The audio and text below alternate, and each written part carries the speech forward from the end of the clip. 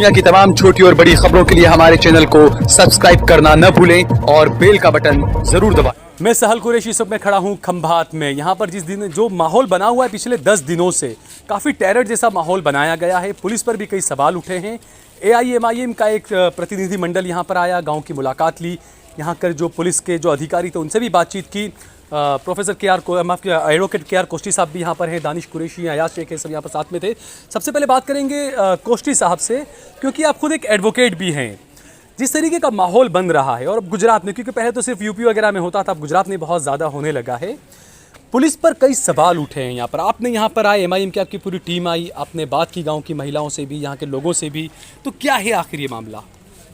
हकीकत में रामनवमी के दिन जो डिस्प्यूट हुआ यहाँ पे, जो राइटिंग का जो ऑफेंस पुलिस ने बनाया, उसके अंदर सिर्फ मुस्लिम लोगों को अभी भी अरेस्ट किया हुआ है, और जो सामने पार्टी है, जो मेजॉरिटी कम्युनिटी के लोग हैं, उनमें से किसी को अरेस्ट नहीं किया है।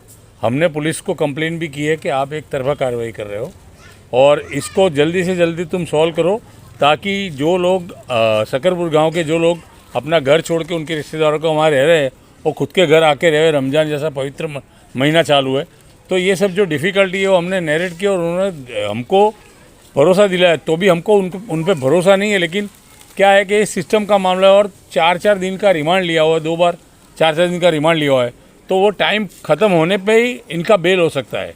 तो पुलिस की एक तरफ कार्रवाई है, वो हम उस बारे में बिल्कुल श्योर है, और हमने लास्ट वीक में भी DGP साहब से मुलाकात की थी, और हम फिर से इस इश्यू को DGP के पास उठाएंगे और कोर्ट में भी ले जाएंगे, क्योंकि ये तो ऐसा है कि हमारा खुद का घर छोड़ के हमको बाहर रहना पड़े और औरतें और छोटे बच्चों को वहाँ रख के फ़ायदा क्या है। और ये तो तरीका नहीं है, क्योंकि इनको जल्दी से जल्दी उनके घर में सेटल करना ज़रूरी है सबसे।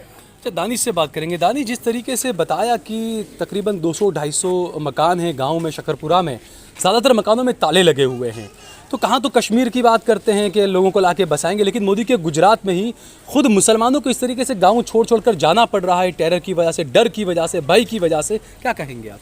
देखिए, सबसे पहले तो ये जो सांप्रदायिक हिंसा गुजरात के अलग अलग हिस्सों में हुई है, जिसमें से खंभात भी एक जगह है जहाँ इस तरह की हिंसा सामने आई है, ये बहुत निंदनीय है। और ये पूरी कॉन्स्पिरेसी अगर आप देखेंगे तो, मैं अभी एक महिला ने मुझे वीडियो दिखाई थी, मैं देख रहा था, उसमें ख़ास तौर कर देखने वाली बात ये थी कि जो भगवे झंडे लगाए गए थे, उसमें बाकायदा जो लठ आते हैं, जो 2-2.5 इंच का लठ जो आता है, वो 5-5.5-6 फुट लंबा, उसमें उन्होंने वो ध्वज लगा रखे थे। और जैसे ही दंगा शुरू हुआ तो उन्होंने वो ध्वज निकाला और लाठियों का और उसका इस्तेमाल करने लगे। तो ये बड़ी सुनियोजित तरीके से इस पूरी घटना को अंजाम दिया गया है।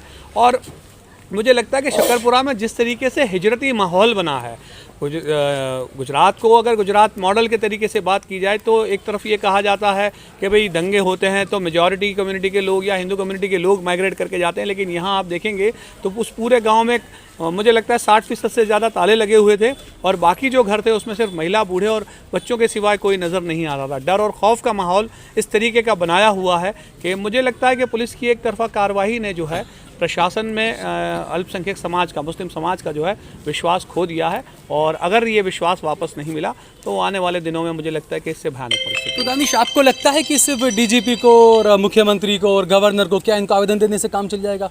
ऐसा नहीं लगता कि मजबूत तरीके से जो पुलिस वाले जो करते हैं उनकी जवाबदेही तय की जानी चाहिए, कोर्ट में घसीट कर ले जाना चाहिए? ऐसा नहीं लगता आपको? देखिए, बात यह है कि दरअसल होता क्या है कि ये गांव खेड़ का इलाका है, यहाँ लिटरेसी लेवल भी थोड़ा सा कम है, बेचारे नासमझ हैं, और पुलिस की कानून के नाम पर एक तरफा कार्रवाई के शिकार भी हैं। अभी हम बात कर रहे थे एक बच्चा जो कहीं किसी और जगह पर था, जो अपना फेसबुक वीडियो लाइव चला रहा था किसी गार्डन में, यहाँ से करीब 60-70 किलोमीटर दूर, उसको भी इन्होंने स्पॉट पे प्रेजेंट दिखाया है और इस तरीके का बताया कि वो दंगे में मौजूद है। एक बंदा ऐसा है, 2 लोग ऐसे हैं जो धंधुका दरगाह शरीफ गए हुए थे, जिनकी अवेलेबिलिटी वहाँ आप देख सकते हैं, बावजूद उसके उनको भी आरोपी बनाया गया। तो मुझे लगता है कि ये मोडस ऑपरेंडी दंगाइयों की तो अपनी जगह पर है ही, लेकिन जिस तरह से खरगोन में और वहाँ हम देख रहे हैं कि मरे हुओं को और जेल में जो बंद हैं उनको आरोपी में ले लिया गया, इसी तरह यहाँ पर जो यहाँ से 100-150 किलोमीटर दूर दरगाह शरीफ पे गए हैं उनको भी आरोपी में लिया गया है। जो यहाँ से 60-70 किलोमीटर दूर बच्चे, नौजवान एंजॉय कर रहे हैं, फेसबुक लाइव एंजॉय कर रहा है वो बच्चा, उसको भी आरोपी में लिया गया है। तो इस तरीके का ये जो पूरा इन लोगों ने मामला किया है, मुझे लगता है कि प्रशासन के लोगों को वो दिन याद करने चाहिए कि किस तरीके से बोगस एनकाउंटर के अंदर में 27 से ज़्यादा पुलिस अधिकारी जेल में गए थे। आप संविधान के कस्टोडियन हैं, आप जिम्मेदार हैं इस मुल्क के संविधान के, और आपको जिम्मेदारी से काम करना पड़ेगा। कोई भी राजनीतिक पक्ष अगर वो अपने राजनीतिक इजाफे के लिए, अपने राजनीतिक बढ़ावे के लिए आपका दुरुपयोग कर रहा है तो आप उनका साधन न बने। हम AMIM की तरफ से ये बात कहते हैं। बहुत बहुत शुक्रिया हमसे बात।